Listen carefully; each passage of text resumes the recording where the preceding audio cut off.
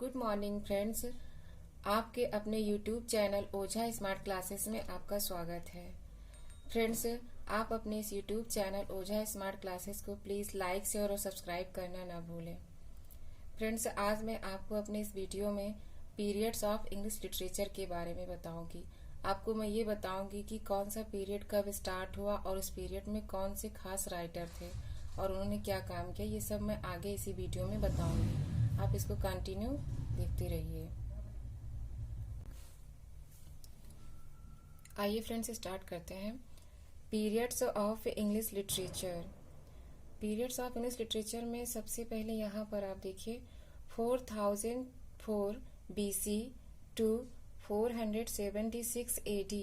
यहाँ पर आपका एंशिएंट एज होता है, एकदम से जिसको हिंदी में बोलेंगे प्राचीन काल, उस टाइप का यहाँ पर होता है। और वहाँ पे जैसे कि ये होता है एज ऑफ ग्रीक सभ्यता and Roman culture and literature. वही पुराना ग्रीक और रोमन यही सब होता है, स्टार्टिंग में कुछ एग्जैक्ट नहीं होता है।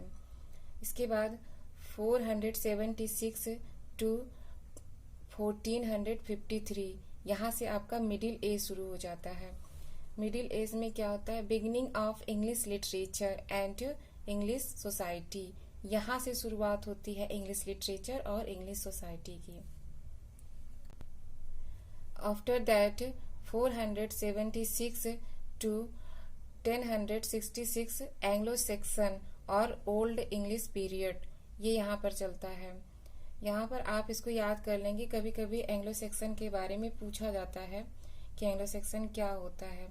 और यहाँ पर पीरियड्स ऑफ इंग्लिश लिटरेचर से आपको TGT और PGT में भी 2 से 4 क्वेश्चन तक आपको आराम से मिल सकते हैं। तो इसको आप यहाँ पर पीरियड्स ऑफ इंग्लिश लिटरेचर को भी कर लेंगे अच्छे से। एंग्लो सेक्सन पीरियड के बाद आपका स्टार्ट हो जाता है Anglo Norman period. Anglo Norman period का टाइम होता है 1066 टू 1453।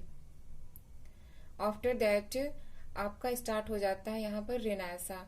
और ये रिनासा जो है ये मोस्ट इम्पॉर्टेंट होता है। देखिए यहाँ पर हमने टिक भी किया है, तो इसको आप मोस्ट इम्पॉर्टेंट समझ करके कहीं नोट डाउन कर लीजिएगा। इसका पीरियड होता है 1453 टू 1660, ये इम्पॉर्टेंट है। यहाँ पर देखिए आप बिगनिंग ऑफ रिनासा की बिगनिंग होती है 1453 टू 1558, बट रिनासा इन इंग्लैंड 1485। रिनासा की शुरुआत तो वैसे हो जाती है 1453 में, लेकिन अगर यहाँ पर कोई आपसे पूछे कि इंग्लैंड में रिनासा की स्टार्टिंग कब से होती है, तो आप इसको इम्पोर्टेंट समझ करके याद कर लीजिएगा कि इंग्लैंड में रिनासा की स्टार्टिंग होती है 1485। तो रिनासा की जब स्टार्टिंग हो जाती है इंग्लैंड में 1485 में, तब उसके बाद आपका आता है एलिजाबेथन एज। यहाँ पर देखिए एलिजाबेथन एज का पीरियड होता है 1558 टू 1603। और यहाँ पर फ्रेंड्स एक चीज इम्पॉर्टेंट है, जैसे कि मैं आपको अपने पिछले वीडियो में पढ़ाई हूँ विलियम शेक्सपियर जी के बारे में, तो वहां पे ये क्वेश्चन बनता है कि विलियम शेक्सपियर जी किस पीरियड से बिलोंग करते हैं। तो आपको ये बात माइंड में रखना होगा कि विलियम शेक्सपियर जी एलिजाबेथन एज से बिलोंग करते हैं। तो अगर एलिजाबेथन का एज आता है कहीं पर, तो आप तुरंत समझ लीजिए, इसको याद कर लीजिए कि शेक्सपियर जी एलिजाबेथन एज के अंतर्गत आते हैं। एलिजाबेथन के बाद फ्रेंड्स आपका आता है जैकोबियन एज। जैकोबियन एज और age of Donne. Jacobean age को ही एज ऑफ डन के नाम से जाना जाता है और इनका पीरियड होता है 1603 टू 1625।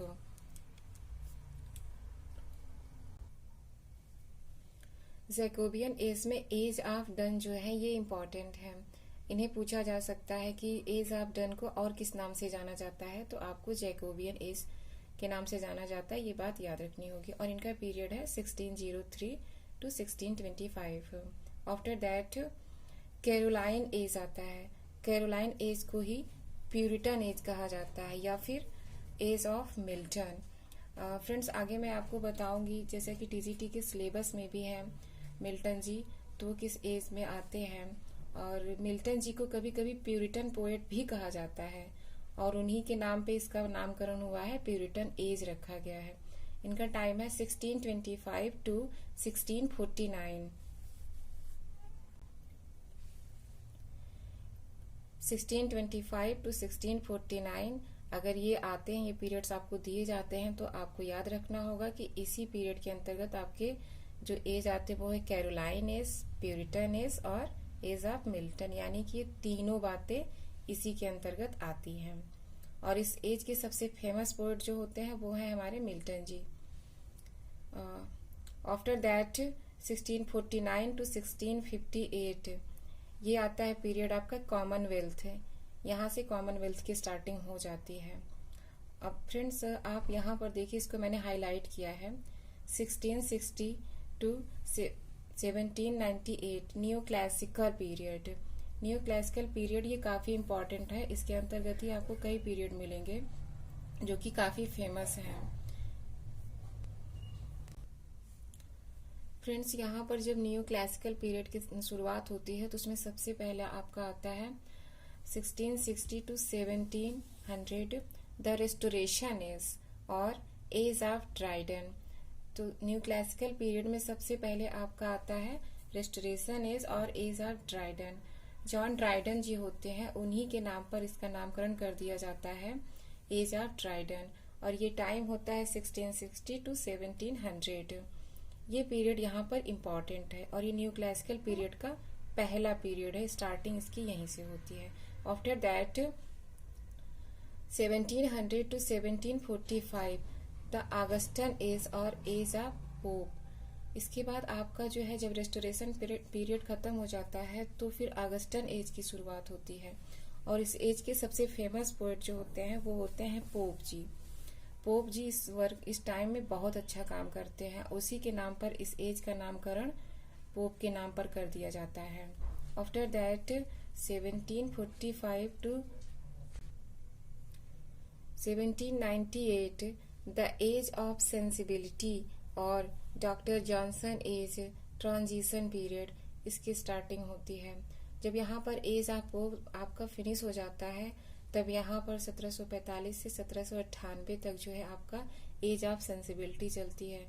और उस समय के एक राइटर होते हैं फेमस डॉक्टर जॉनसन, ये उस समय बहुत अच्छा काम करते हैं। इसी वजह से इस पीरियड का नाम डॉक्टर जॉनसन के एज पर, डॉक्टर जॉनसन के नाम पर कर दिया जाता है। फ्रेंड्स आगे यहाँ पर आप लोग देखेंगे रोमांटिक एज। ये एज बहुत ही ज्यादा इम्पोर्टेंट है। यहाँ से बहुत सारे क्वेश्चन पुट अप होते हैं। खास करके आपको हम पीजीटी में पढ़ाएंगे कौन कौन से राइटर हैं जो रोमांटिक एज के अंतर्गत आते हैं। जैसे विलियम वर्ड्सवर्थ हो गए, जॉन कीट्स हो गए, पीबी शेली हो गए, एसटी कॉलरिज हो गए, ये सभी रोमांटिक एज के अंतर्गत आते हैं। फ्रेंड्स यहाँ पर तो हम आपको बस पीरियड्स के बारे में बता रहे हैं कि ये पीरियड्स कब से स्टार्ट होता है, कौन कौन से पीरियड्स हैं। आगे हम आपको जब पीजीटी के बारे में पढ़ाएंगे तो वहां पर बताएंगे कि फ्रेंड्स जब इसको हम अलग से आपको पढ़ाएंगे हिस्ट्री ऑफ इंग्लिश लिटरेचर, तो वहां पर हम आपको बताएंगे कि कौन कौन से राइटर हैं, क्या उनके वर्क हैं, क्या उनका इम्पोर्टेंस है हिस्ट्री ऑफ इंग्लिश लिटरेचर के फील्ड में। ये सब हम आपको जब पढ़ाएंगे तो वहां पर आप देखेंगे कि हिस्ट्री ऑफ इंग्लिश लिटरेचर में रोमांटिक एज बहुत ही इम्पोर्टेंट है और यहाँ से बहुत सारे क्वेश्चन पुट अप होते हैं एग्जाम में, तो इसे आप बहुत अच्छे से समझिएगा। After that romantic as Victorian period आता है। जब रोमांटिक एज खत्म हो जाता है तो वहां पर विक्टोरियन पीरियड की शुरुआत हो जाती है। और विक्टोरियन पीरियड हमारा स्टार्ट होता है 1832 टू 1901 से। यहाँ से शुरुआत होती है विक्टोरियन पीरियड की। विक्टोरियन पीरियड के टाइम में जो है सबसे पहले हमारा आता है नॉटी 90 एज। जब विक्टोरियन पीरियड की शुरुआत विक्टोरियन पीरियड की जब शुरुआत होती है तो उसमें जो नॉटी 90 एज आता है तो इसकी टाइमिंग होती है 1891 टू 1901। यहाँ से इसकी शुरुआत होती है। और इसके बाद आपका आता है प्री रैफलाइट्स। फ्रेंड्स ये इम्पोर्टेंट है, इसको आप लोग नोट कर लीजिएगा। प्री रैफलाइट्स आगे इसको हम पढ़ाएंगे आपको तो बताएंगे कि क्या है। एक प्रकार से जो है कल्चर टाइप का होता है, तो उसी में ये प्री रैफलाइट्स आता है और इनका पीरियड होता है 1848 टू 1860। हाँ फ्रेंड्स, आफ्टर प्री रैफलाइट्स यहाँ पर आपका आता है एस्थेटिशियन एंड डिकैडेंस पीरियड स्टार्ट होता है और इसकी टाइमिंग होती है 1880 टू 1901। इसकी शुरुआत यहाँ से होती है और ये सब आप लोग देखिए तो बहुत कम टाइम के लिए होते हैं, तो इधर तो उतना इम्पोर्टेंट नहीं है, लेकिन आपको जो स्टार्टिंग में मैंने बताया है वो पीरियड से ज़्यादा इम्पोर्टेंट है। फ्रेंड्स, इसके बाद आपका स्टार्ट हो जाता है मॉडर्न पीरियड। मॉडर्न पीरियड की टाइमिंग आप लोग देखिए 1901 टू 1950, यहाँ से आपका मॉडर्न पीरियड शुरू हो जाता है। और मॉडर्न पीरियड के अंतर्गत भी आपको 2 एज और मिलेंगे देखने के लिए।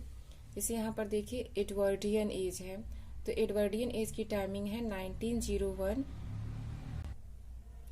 टू 1914, ये टाइम होता है एडवर्डियन एज का। और इसके बाद आपका आता है जॉर्जियन एज। जॉर्जियन एज की टाइमिंग होती है 1910 टू 1936, इस समय हमारा जॉर्जियन एज होता है। After that post modern period आ जाता है, तो पोस्ट मॉडर्न पीरियड की टाइमिंग होती है 1950 ऑनवर्ड, यानी कि 1950 के बाद हमारा जो चलता है वो पोस्ट मॉडर्न पीरियड कहा जाता है। फ्रेंड्स, इस वीडियो में हमने आपको जैसे कि बताया है जैसा कि हमने आपको बताया है कि इसमें आप देखिए जैसे रिनेसा हो गया, ये बहुत इम्पॉर्टेंट है, आप इसको अच्छे से पढ़ेंगे। रोमांटिक एज, ये भी इम्पॉर्टेंट है। विक्टोरियन पीरियड, ये भी इम्पॉर्टेंट है।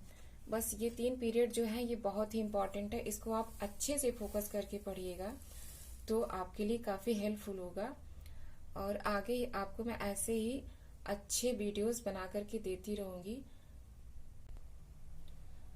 लेकिन अगर आपको लगता है कि कोई चीज़ अगर आपको ज़रूरी लगे तो आप हमको कमेंट के माध्यम से बता सकते हैं। आप हमें कमेंट करके क्वेश्चन पूछ सकते हैं, जो चीज़ आपको ना समझ में आए वो भी आप हमसे इजीली पूछ सकते हैं, क्योंकि आप बताएंगे तभी तो हम जानेंगे कि आपको क्या चाहिए क्या नहीं चाहिए।